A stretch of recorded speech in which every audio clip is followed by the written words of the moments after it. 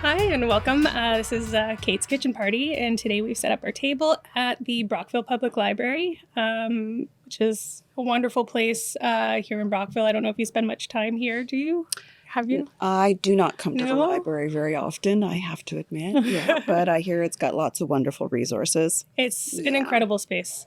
I'd love to give you a chance to introduce yourself. Well, thank you for inviting me, first of Yeah, all. thanks for coming. I'm Penny Duffy, and I have a lovely jewelry store in downtown Brockville. It's one of my favorite places to be. I grew up in the area, so I've had my store in downtown Brockville for about 6 years now. Yep. And the pandemic was actually very good for us. Oh, yeah? We were able to expand during the pandemic, and we recently opened a larger location at 56 King Street East in Very downtown cool. Brockville. Good for you.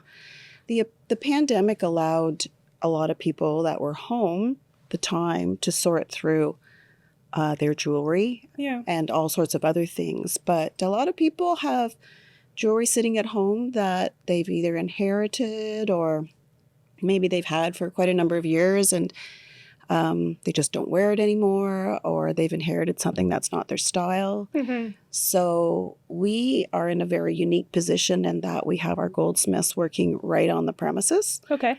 and we do custom design. So we can actually remodel their pieces, their gold, their stones, into something new that that's they really will wear. Exactly.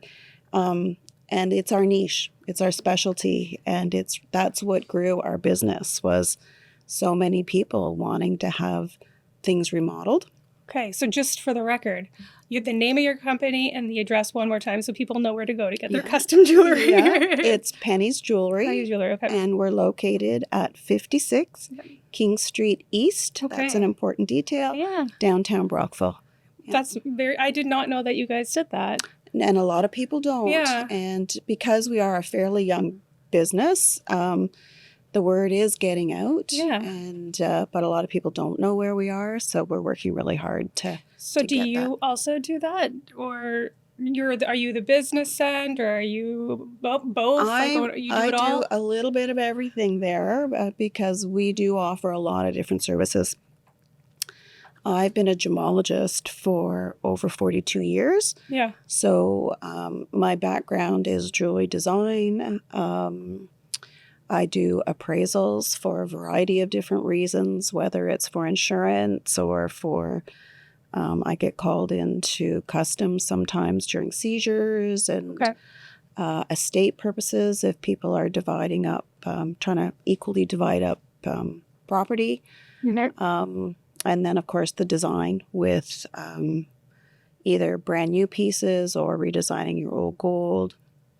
We have a lovely selection of stock in the store. Okay. Silver, gold, a little bit of alternative metals for men's jewelry. And primarily what I've tried to do when I set this business up is focus on Canadian made. So I would say 85% of what we sell in the store is Canadian made. That was very important to me. Do you ever have stuff from local artisans or Yeah. local? Yep. Well, the goldsmith that works for me has his line in there. Okay. And so we have his showcases.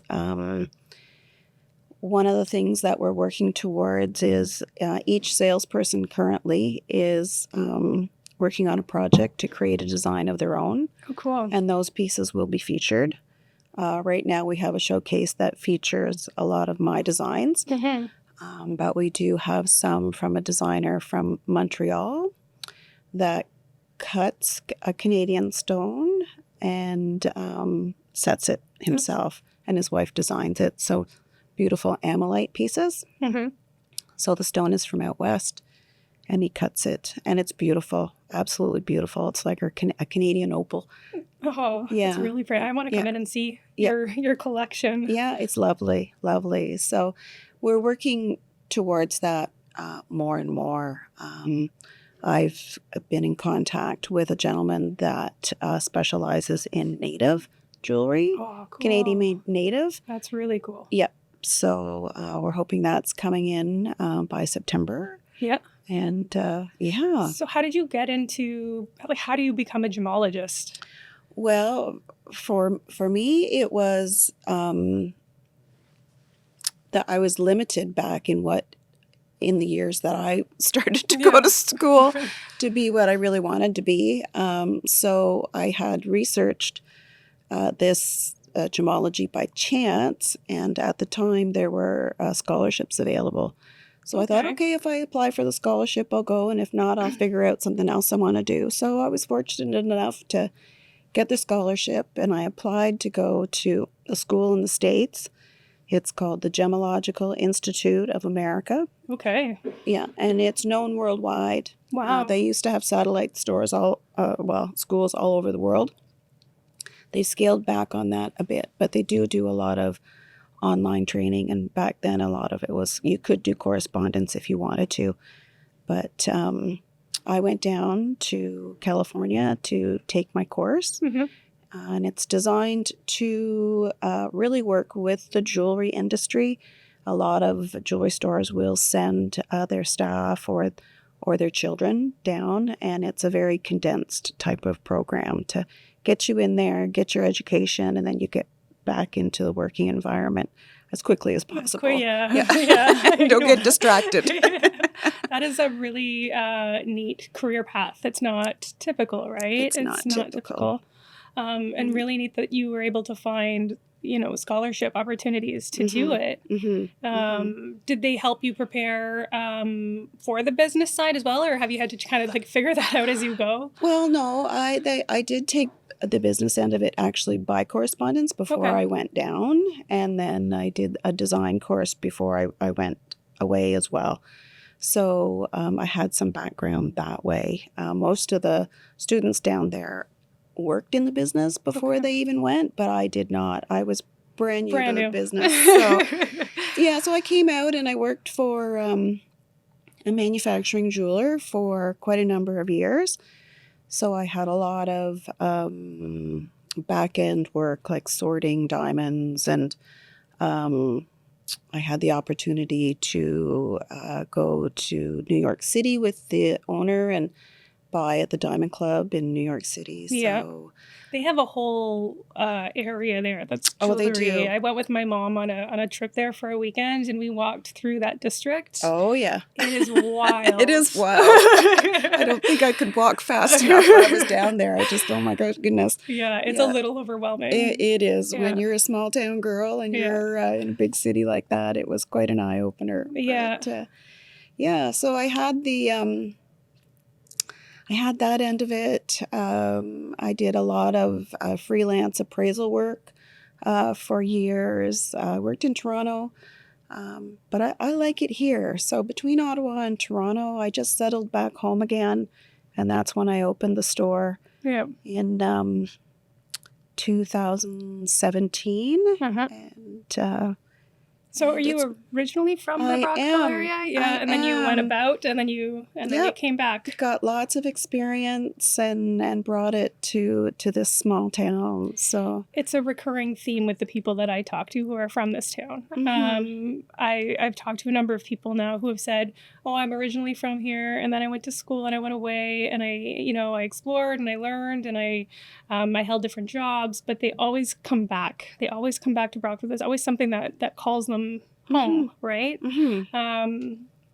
What is it about Brockville? Is it just the small town thing? Or you just love it's just home, or it is home for me, and I like the quality of lifestyle here. Yeah. We've got the beautiful river that we can just walk along, and for me, it's a place where you can breathe, enjoy the beauty of it. Yeah. If you have the opportunity to get out on it, I feel you're truly blessed to be able to do something like that. It's a lot of my friends are here, my family's here. Yeah. And it's a beautiful pace compared to the city. I am not a city dweller. I've tried many times to live in different cities. I lived in Halifax for a time, which is still a smaller city. And I loved Halifax, but I missed being in Ontario. I missed being close to home. And I grew up in a small town in Northern Ontario. It's like a town outside of Sudbury. So it's called Garson, really tiny town. I spent most of my days horseback riding at the farm, and very, very country. My husband never left Ottawa, ever. He was an Ottawa boy through and through. And when we first started dating, I always talked about wanting to leave, and he always talked about wanting to stay. And I was like, I just don't know. It's that old thing, like if a fish and a bird fall in love, then where do they live? Right? Oh my goodness. No. But the more I got to know him, the more I would tell him, I think you're a country boy. You just don't know it. And when the pandemic hit and we moved, he realized just what it was like to not be in the city anymore, to be able to find a space that's, quieter, just like you said, a different pace, different opportunities, and just a sense of community, Oh, big time here. Yeah. And one of the things that really struck me when we moved here was the community's support for small business and local business. And that's something that I really appreciate a lot about this town. And I love that what you're doing is, Canadian made, locally made, in-house. You're designing things that your clients will love. Oh, exactly. And actually enjoy and wear. It's interesting to see their reactions when the piece is done. Yeah. Because, they possibly rings that maybe an aunt gave them, or it came from their father or their mother, and it's recreated into something that they're going to wear every day. Yeah. And it is a surprisingly emotional event for a lot of people, because now they're going to wear this every day. And it fits, and it's part them, part who they got it from, right? Exactly. So even though it's remodeled, the memories are still there. Yeah. They look down and they think of those people every day. Exactly. Yeah. That's a beautiful thing. It is, yeah. To take a part of somebody you love and then take a part of yourself and marry the two together and turn it into something that you're actually going to enjoy. It's a really cool, and I think a really important thing that you do. I'm sure your clients appreciate it very much. Yes, we get a lot of rave reviews from people, and that's what's helped the business grow too, with all the referrals. And people are coming in now and saying, "Oh, so and so showed me something that you made for them, and I'd like to do the same." Or something similar. Yeah. And then you can kind of put you can take inspiration from somebody else's piece that they've tailored, but then also help them make it their own, so they're not just. Oh yeah, we're not copying. You're not copying, No. but you're taking inspiration from other things, other people. That's really, really neat. Yeah, people enjoy the fact that not only are they made from something that was passed down in the family, but it becomes very unique because these pieces are one of a kind. Yeah. And, that's really special. Yeah, and this particular process that we do, I really like to involve my clients in it, in that we'll start with a very basic design and an idea, and then we'll figure out how much it costs to do this. So then once we've gotten to a comfort level for our client to have something made, we will put all that information into a computerized program. So there's a CAD program for jewelry. Oh, cool. And so we can build that model to the exact proportions. And I like to have my clients come in and take a peek at this picture, because, we can tweak different elements of it in order to get it to where it needs to be.